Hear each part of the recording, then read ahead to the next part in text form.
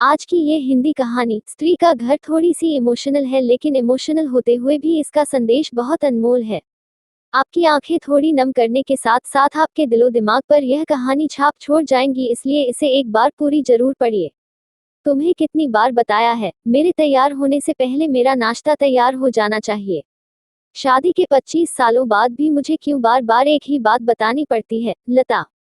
तुम्हें क्या है? तुम तो आराम से घर पर रहोगी, मुझे काम पर जाना पड़ता है। तुम हो कि हमेशा बेवकूफों जैसी हरकत करती हो। अगर तुम यह जानबूझकर करती हो तो याद रखना, मुझसे बुरा कोई नहीं होगा। आज भी प्रशांत का पारा चढ़ा हुआ था। इन कटु शब्दों में अपना गुस्सा उतारते हुए, गीला तौलिया कुर्सी पर फेंकते हुए प्रशांत गुस्से से लता की तरफ देखने लगा। लता के लिए प्रशांत का यह बेवजह का गुस्सा कोई नई बात नहीं थी। वह महीने में 3-4 बार ऐसे ही लता पर बरस पड़ता था। पहले पहले लता उसका विरोध किया करती थी, लेकिन जब कई सालों तक प्रशांत में कोई बदलाव नहीं दिखा तो लता ने खुद को ही बदल दिया। अब प्रशांत के कुछ भी कहने से लता को कोई फर्क नहीं पड़ता था। प्रशांत की हर बात वो चुपचाप सिर नीचे झुकाए सुन लेते थी। शादी के पहले 5 साल तक लता ने पूरी कोशिश की थी कि प्रशांत को बदला जाए, लेकिन फालतू का गुस्सा करना और बाद में लता को भला बुरा कहना, यह मानो जैसे उसकी आदत बन गई थी। कोई भी वाद विवाद होता तो प्रशांत सीधा लता को बोल देता, अगर मैं तुम्हें अच्छा नहीं लगता तो क्यों नहीं चली जाती अपने मायके? क्यों रहती हो मेरे साथ? इतना सब कुछ होने के बावजूद लता प्रशांत के साथ रहती थी क्योंकि उसे अपनी बेटी की फिक्र थी। और वह जाती भी तो कहा, अपने बूढ़े हो चुके माँ बाप को इस उम्र में परेशान करना वह नहीं चाहती थी। समाज और लोग क्या कहेंगे, यह भी तो उसे देखना था। वह इतनी पढ़ी लिखी भी तो नहीं थी कि खुद जाकर कोई नौकरी कर सके और अपना और अपनी बेटी का पालन पोषण कर सके। लता को अब अपनी फिक्र नहीं थी। उसको फिक्र थी तो बस अपनी शादी लायक हो रही बेटी की। लता नहीं चाहती थी कि पति पत्नी के झगड़े की वजह से काव्या डिस्टर्ब हो। काव्या की पढ़ाई पूरी हो चुकी थी, उसके लिए अब शादी के रिश्ते आने लगे थे। कई रिश्तों को काव्या ठुकरा चुकी थी। 2-3 महीने बाद एक अच्छा रिश्ता आया। रिश्तेदारों और पहचान के लोगों ने भी लड़के के बहुत गुणगान किए थे। प्रशांत एक शाम अपनी बेटी के पास बैठकर उसे बताने लगा, काव्या बहुत अच्छा लड़का है, पढ़ा लिखा है, बड़ा घर है, बहुत अच्छी नौकरी है। ऐसे रिश्ते बार बार नहीं आते बेटा, इस बार मना मत करना। काव्या अपने पिता से ज्यादा बात नहीं करती थी। शायद डरती थी या शायद नफरत करती थी, लेकिन आज वो अपनी पूरी हिम्मत इकट्ठा कर बोली, मुझे अभी शादी नहीं करना है पापा। मैं नौकरी करना चाहती हूँ, खुद अपने पैरों पर खड़ी होना चाहती हूँ। हाँ तो उसमें क्या बड़ी बात है? मैंने लड़के से बात की है, वह तुम्हें किसी बात के लिए नहीं रोकेगा।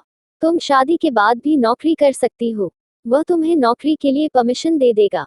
प्रशांत बोला, मेरा नौकरी करना या ना करना उसकी परमिशन पर क्यों डिपेंड रहेगा पापा?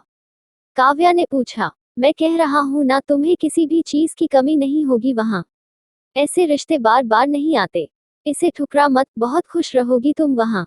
प्रशांत बोला, पापा क्या मैं उतनी ही खुश रहूंगी जितनी मम्मी इस घर में खुश है? काव्या ने तंज कसते हुए कहा, आज तुम्हारी जबान कुछ ज्यादा नहीं चल रही। प्रशांत गुस्से से आंखें बड़ी करते हुए बोला, पापा मुझे शादी ही नहीं करनी है, क्योंकि शादी के बाद अगर वह लड़का आपके जैसा निकला तो मैं क्या करूंगी? मुझे आपके जैसा जीवन साथी नहीं चाहिए जो बिना बात के मुझ पर हमेशा चिल्लाए। मुझे कुछ भी अपनी पसंद का लेना हो तो 10 बार सोचना पड़े, कहीं वह नाराज ना हो जाए। मेरी तबीयत कैसी भी हो उसे परवाह ना हो। रोटी थोड़ी सी मोटी बन जाए तो घर सर पर उठा ले। उसकी चेक बुक ना मिले तो भी मेरा ही दोष निकाले, और हर छोटी मोटी बात पर मुझे मायके जाने के लिए कहे। काव्या ने अपना दिल खाली करते हुए पापा से सब कह दिया। प्रशांत का गुस्सा 7वें आसमान पर था, लेकिन उसके मुंह से एक भी शब्द नहीं फूट रहा था।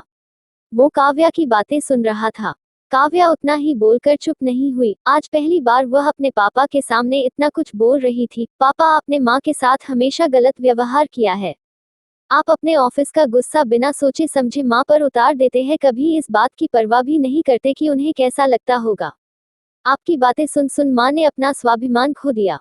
प्रशांत आज पहली बार अपने किए बर्तावों को महसूस कर पा रहा था। वो इतना ही बोल पाया, जो तुम्हारा मन है वो करो, मैं तो इतना बुरा हूं ना। काव्या ने प्रशांत का हाथ पकड़ा और बोली, पापा मुझे सिर्फ एक सवाल का जवाब दे दो, क्या आप चाहेंगे कि मेरा पति आपके जैसा हो?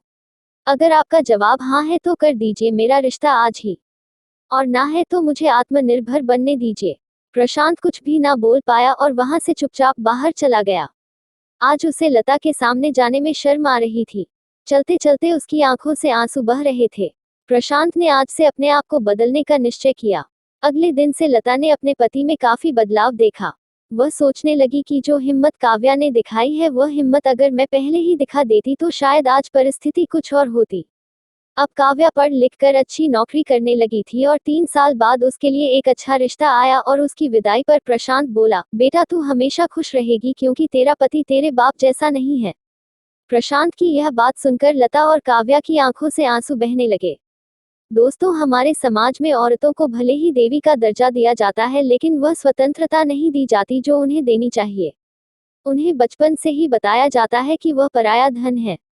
स्कूल से आने में देर हो जाए तो पिटाई मिलती है। मोबाइल पर बातें करते हुए दिख जाए या खिड़की से झांकते हुए दिख जाए तो शक किया जाता है। माँ बाप का घर तुम्हारा नहीं है, पति का घर ही तुम्हारा घर है। जीवन भर यह बातें बता बता कर उन्हें ससुराल भेज दिया जाता है और एक दिन किसी छोटे मोटे झगड़े में ससुराल वालों से उन्हें सुनना पड़ता है कि इस घर को छोड़ दो और मायके चली जाओ। अब आप ही बताओ दोस्तों, ऐसी स्त्रियों का सच्चा घर कौन सा? आखिरकार वह किस घर को अपना कहे? हमेशा की तरह पूरी कहानी पढ़ने के लिए आपको धन्यवाद। दोस्तों, उम्मीद है यह कहानी आपके दिल को छू गई होगी।